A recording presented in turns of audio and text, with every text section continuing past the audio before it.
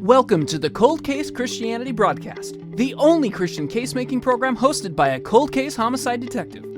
J. Warner Wallace has been investigating cold case murders in Los Angeles County for over a decade. His work has been featured on Fox News, Court TV, and Dateline. For more information about Jim's work and the case for Christianity, please visit coldcasechristianity.com. Now, here's your host, J. Warner Wallace. Thanks for joining us here at Cold Case Christianity. I'm J. Warner Wallace. This week we're going to talk about an issue that sometimes is used as an argument against God. As a matter of fact, I'll bet that the largest percentage of complaints or objections to God's existence usually lies somewhere in this issue of evil. Either evil that's been done to us personally, evil we've seen committed by other Christians, and that might be keeping us from wanting to consider the claims of Christianity. Maybe just historic evil of Christians, historic evil that's been committed anywhere.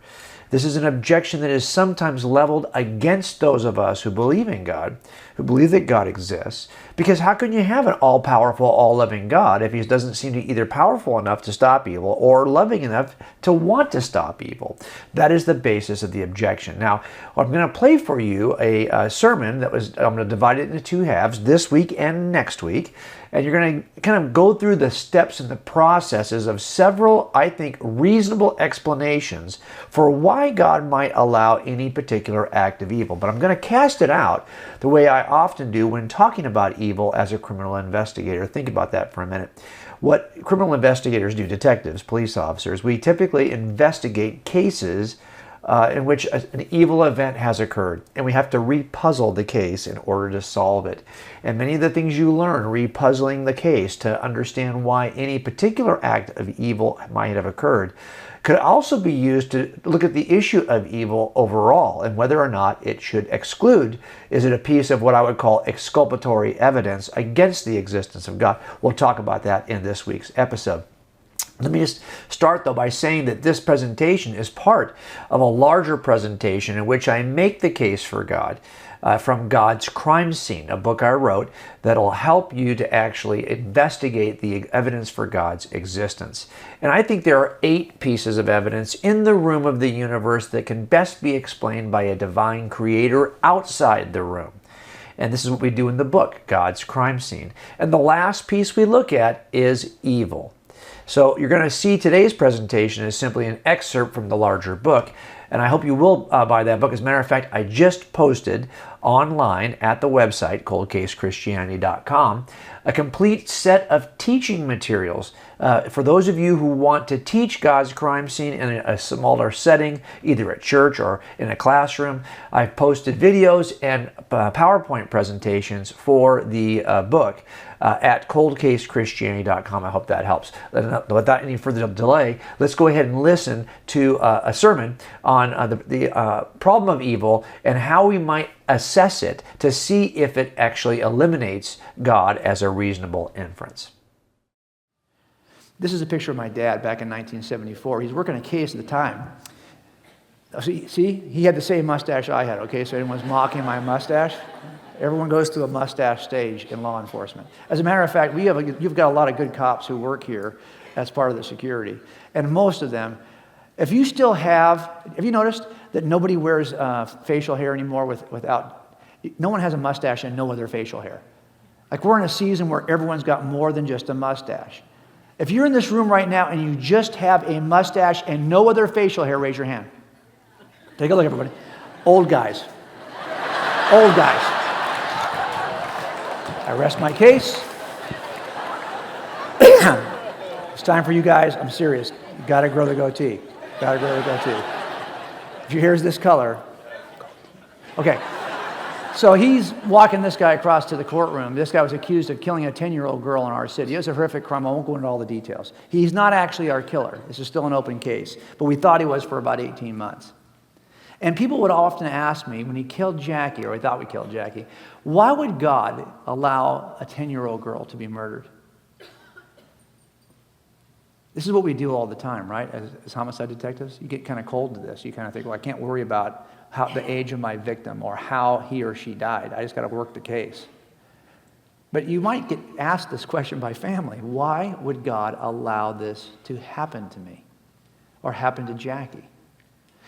In answering that question, it's really hard to give you a brief answer because it's complicated.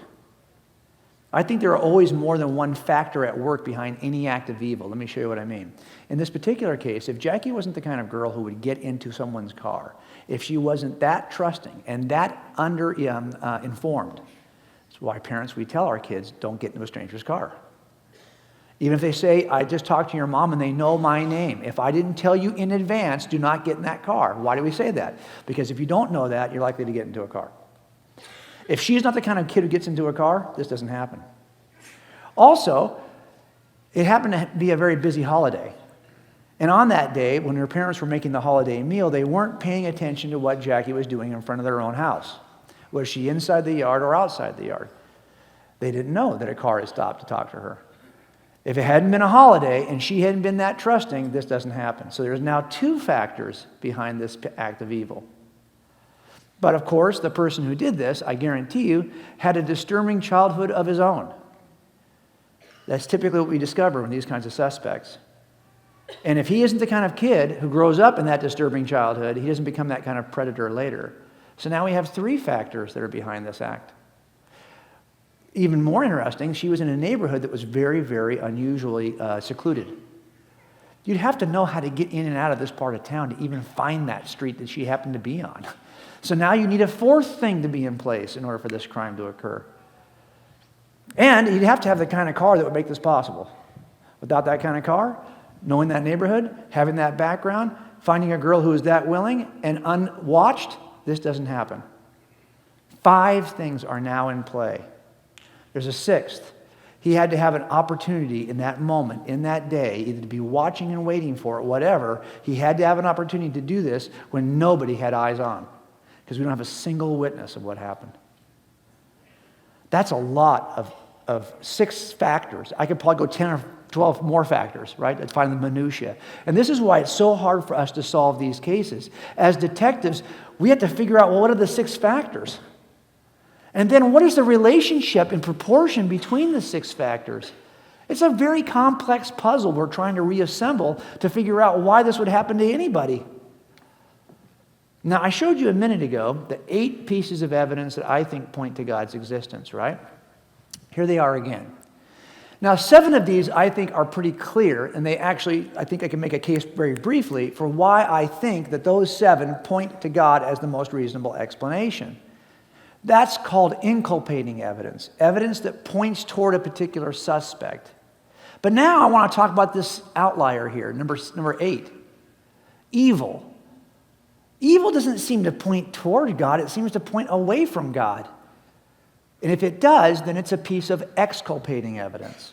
In other words, I might have 6 or 7 good reasons to think you're the suspect, but if you got an alibi that day and you were in France on the day of the murder, you can't be my suspect. That's the exculpating piece of evidence that would eliminate you as a suspect. I don't care how good the other stuff looks. Is that what evil is? No matter how good the case looks for God, evil's the one thing that points away from God and eliminates him as a suspect? Some people think it is. As a matter of fact, I'll offer for you an ancient argument against God's existence offered by Epicurus. This is 4 centuries before Jesus. Here's what he says. Is God willing to prevent evil but not able? Well, then he's not omnipotent. Is he able but not willing? Well, then he's malevolent. Is he both able and willing? Well, then whence cometh evil? Where does that come from? Is he neither able nor willing? Then why call him God? Simply put, if there is an all-loving, all-powerful God, why do we have evil? Either he can't stop it, which means he's not all-powerful, so stop calling him that, or he doesn't want to stop it, which means he's not all-loving, stop calling him that. But if there's an all-powerful, all-loving God, he should be able to stop the things we read about this week. The earthquake, the flood, the suicide bomber. None of that should be happening if there's a God. I would have said as an atheist, that is far more consistent with a universe that doesn't give a lick about you. That stuff happens all the time in a universe that doesn't care. But it shouldn't happen in your universe if there's a loving God who's all-powerful. You don't think your students are going to hear that objection when they get to university? You don't think you've already started to wrestle with that objection? You don't think there's people in this room right now who reject God's existence because of some form of evil? I want to offer you the same template I use in my criminal cases to think again about the problem of evil. Because I think the way I told you there are usually complex factors, I think there are many good reasons why God would allow any act of evil yet still be all-powerful and all-loving. I'm going to offer a number, an accurate view of eternity. I'm going to offer the proper understanding of free agency, a proper definition of love, the role that it plays in character development, how God uses evil to call us. I'm going to talk about also the consequence of evil, just as we do stupid things because we're stupid. And finally, I want us to think about what we think we know about God. These are 7 things that I think have to be considered the same way I considered the 6 things for Jackie. These are 7 reasons why I think God would allow any act of evil and still be a holy, all-powerful, loving God. If you've suffered evil, hang with me for a second, and let's think clearly about why God might have allowed it. The first thing that I think changes everything is an accurate view of eternity. I will tell you, as an atheist, I saw life as a line segment. You know, you have a point called birth, a point called death, and you have 90 years in between. I hope to get 90, right? My mom's side of the family lives into their mid-90s, so I was hoping for 90 pain-free, enjoyable years. And if I don't get 90 pain-free years, I'm going to call that evil. So, for example, if I came down with cancer, say, at 40 and suffered 10 years trying to fight it and then died at 50, I'm going to be upset. And I'm going to call that evil. And many of you have suffered that kind of loss in your family. Because we expect something and we're not getting it.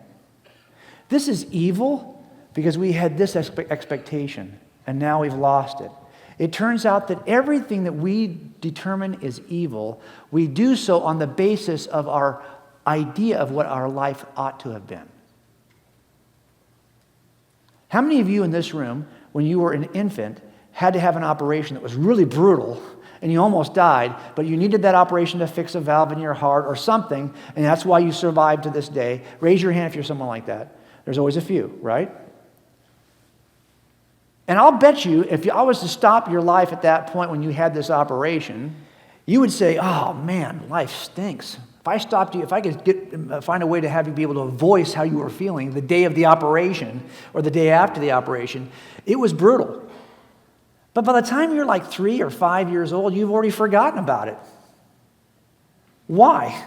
Because this evil, again, is measured in the context of your life. And by the time you're out here, or here, or here, it's no big deal anymore. You suffered it for a moment compared to your 90 years. Right? Now the question is, what if I'm wrong about my idea of what life is?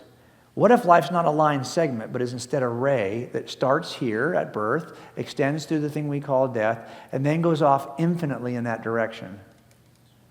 Life is not a line segment. Life is a ray, according to Christianity.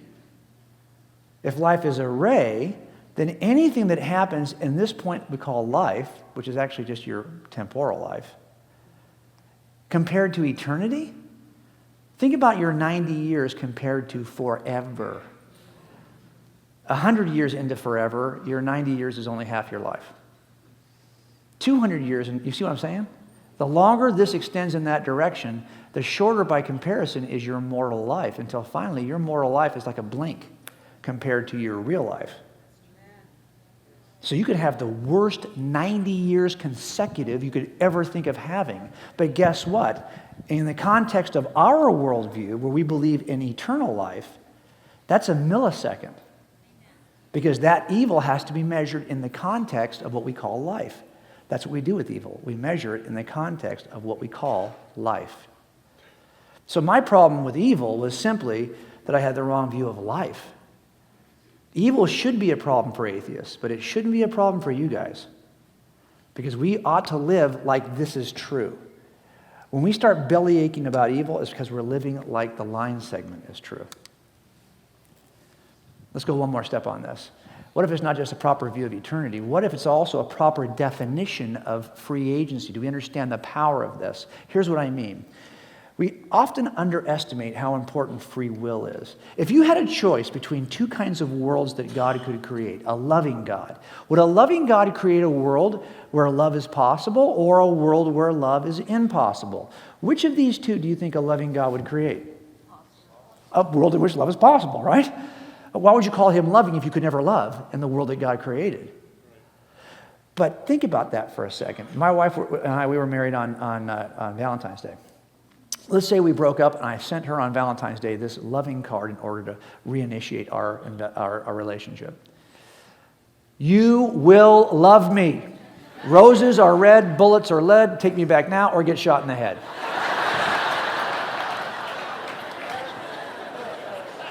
I know she's going to run right back to me, right, and want to get back in that relationship, right? That's ridiculous because we recognize the poem is funny, but we also know that you cannot force someone to love you or take you back. It turns out that genuine love requires you to have the free agency necessary to do it freely.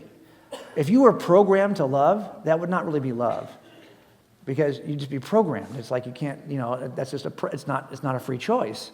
Love only has meaning at all when somebody chooses it freely. So you have to have free agency. Oh, really? You want to create a world in which love is possible, which means you need a world with free agency. Well, get ready for that because a world that requires free agency also requires us to have the freedom to hate one another in addition to love one another. If you want Jackie to be the kind of girl who could love, you have to allow for the monster who could hate. Now, that makes some sense given that our lives are eternal. And they're not judged by whether we have a good day, a bad day, or a good year, or a good life, or a bad life on this temporal planet. They are eternal. But you can see the problem here. The problem is this is a dangerous world, a world in which love is possible. Now, I'll tell you this. An evil God would throw this knife at you and wouldn't tell you how to catch it by the handle or the blade. That is not what God does. God gives you this dangerous world and gives you a set of guidelines so you will not abuse your freedoms. He's given you the freedoms and the instruction manual. Now, you might ignore the instruction manual and abuse your freedoms, but that's not God doing that. An evil God wouldn't give you the instruction manual. A good God gives you the instruction manual. You might still reject it because he wants love to be genuine. You might love God's word, but it's not because you're wired to love God's word. In fact, you're rebellious. You're a fallen mess. When you choose to love God's word, you must really love it because it's so counterintuitive, isn't it? Doesn't it seem like we could write this? If I was going to write a manual, it wouldn't sound like the words of Jesus. Also, we've got to remember, when we talk about love, what are we really talking about? I mean, you hear this all the time, right? If a loving God would treat us a certain way. Really? But what's your definition of love? The culture has redefined what love is. So when we use this word, most time in the culture, people mean something kind of different. They mean one of these things, right? But if you're a parent in this room, raise your hand. Okay, parents, is this the only kind of love we show our kids? No. Why do you say that so quickly? Because you know that if you're a parent, you've experienced and had to express tough love. What is that? That's sometimes doing the tough stuff with your kids because you know it's not, they're not going to like this, but it's in their best interest. It's for their own good. There's a writer named C.S. Lewis. I'm going to use a lot of his work in the next few slides. I want you to see it, though. He's brilliant. I've quoted him a lot in my books, and people will sometimes write to me and quote back, I love this line from your book. And it's always a C.S. Lewis line. I'm like, really? The best quotes in my book are not mine. They're a guy who's been dead for a long time. But yes, it's true. Here's what C.S. Lewis says about this. He says that we want, in fact, not so much a father in heaven as a grandfather in heaven. A senile benevolence who, as they say, liked to see young people enjoying themselves, and whose plan for the universe was simply that it might be truly said at the end of each day, a good time was had by all. Okay, that's what we want from God, but that's not what love is. By the way, that's what it looks like from grandparents, though, right? If you're a grandparent in this room, raise your hand. How many times do you do something with your grandkids that you know if you were a parent, you would never do that? Right. I can't wait to do that with my own kids, right? My own grandkids, because I'm thinking, you can't have that candy? Just don't tell your parents. There you go. So I think that this is something we have a tendency to mistake. We think that God, now remember, it is about parenting. Look, this timeline we talked about here, okay? This is your temporal life, and this is your eternal life out here. You might put it this way. This is your earthly bound life, and this is your post-earthly life. Now, we all have parents, and we know that parents, sometimes in our earthly life, will allow us to suffer some evil because they know they're aiming at something good downfield. So when my daughter wanted to take a year off of school, of college, living 8 hours from us, I said, you can do that, but it will be unsupported by me. You'll have no net. Because I can't give you the false idea that you could live this way without making a living on your own, and you just see what that's like. So she spent a year struggling as I watched her, and so many times wanted to step in and solve a problem because I knew I had to allow her this to get something good over here. Does that make sense? By the way, now suddenly she's back enrolled in school full time. There you go. But this is of course what we do as earthly parents. Now, if there's an eternal parent, it seems to me he might take a similar approach. He might allow you to suffer some evil here, and you're thinking, well, yeah, but I never see anything good from it. If that's true, then where's my good thing coming? Well, it's not over here, you knucklehead. It might be over here. Doesn't that make sense? If there's an eternal parent who, and we got a proper definition of love, it's not about making you happy. He's not your eternal grandfather. He's your eternal father. And love always points to something lasting, not something immediate. God is far less concerned in your comfort than he is in your character.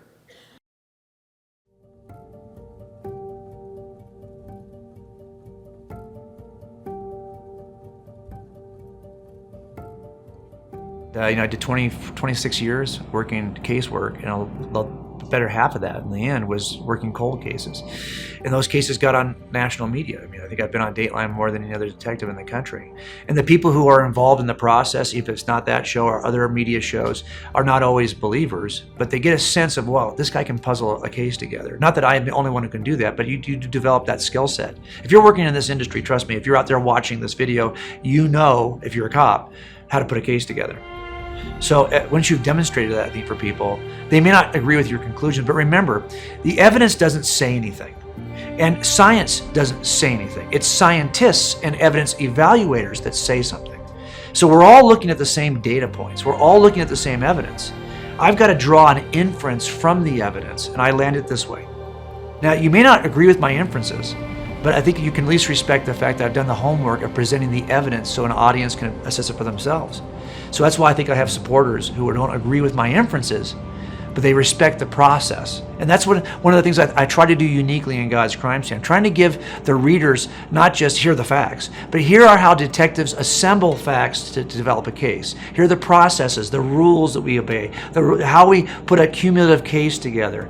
How do we make cases? That's what I want you to come away with also, not just here are the facts, because you can get that out of any book. I want this to be unique in the sense that this is a book that not only gives you the data, but it instructs you on how to build a case, how to put the data together.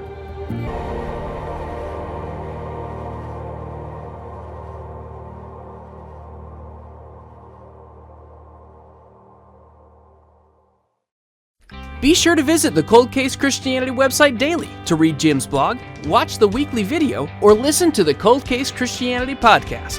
You'll also find great free resources, including the free downloadable monthly Bible insert. While you're there, be sure to sign up for Jim's daily case note email. Cold Case Christianity is designed to help you become a better Christian casemaker.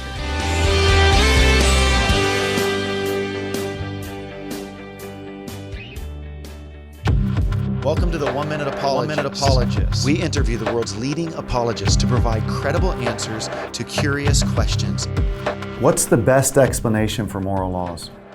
I think all of us accept certain moral truths, and we get those from someplace. I mean, you have your own personal views on something. I've worked gangsters who had their own personal views on what was right and wrong that were very different than mine, very different than yours probably. And their gangs, a bigger group, had a certain set of laws, and if you wanted to be part of that, you took on those laws. We all live in a city that has certain laws, and we fall underneath that. So you could get your views from people, but that's, of course, we might disagree. You can get your views from groups or governments, but governments and groups disagree. But there are some laws that transcend all of us. They really aren't grounded in individuals or groups because they transcend individuals and groups. There are some things we disagree about and some things we agree altogether. Even before there were people, we agreed probably that it was never okay to torture people for fun. You might have some sense of when it might be okay to torture people, I can't even imagine. But if you did, it was certainly never for fun. So if this rule was in place, it was in place, if this idea, this concept of morality was in place, if you believe in a Star Trek universe, that rule doesn't only apply to us as humans, it applies to every other race of aliens. It transcends not only the individual, the group, the nation, the planet, the species. Wow, where could such a transcendent, objective moral law come from? What is the authority that transcends all of this that could provide for such things? It seems to me the best and most reasonable source, grounding for those kinds of transcendent views is in a transcendent lawgiver, a transcendent source, who doesn't create these views willy-nilly. And he's not just describing views that existed before him. He's the actual source of such truth because they're simply a reflection of his divine nature. If that's the case, I think we can properly ground objective, transcendent moral values that we all agree exist, or most of us agree, especially when pushed to the example I just gave, yet we don't want to agree on how they can be grounded.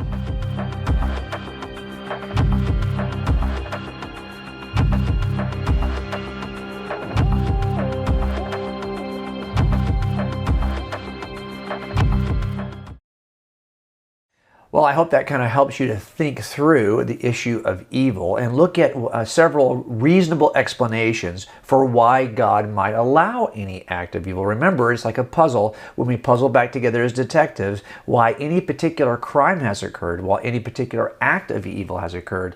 We can do the same thing when describing evil in general.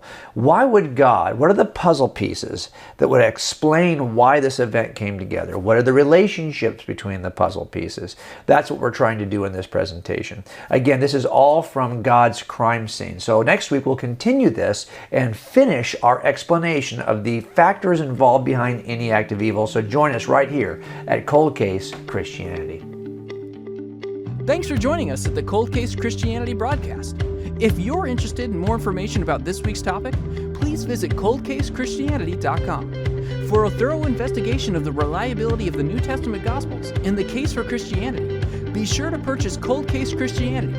A homicide detective investigates the claims of the Gospels. It's available wherever books are sold.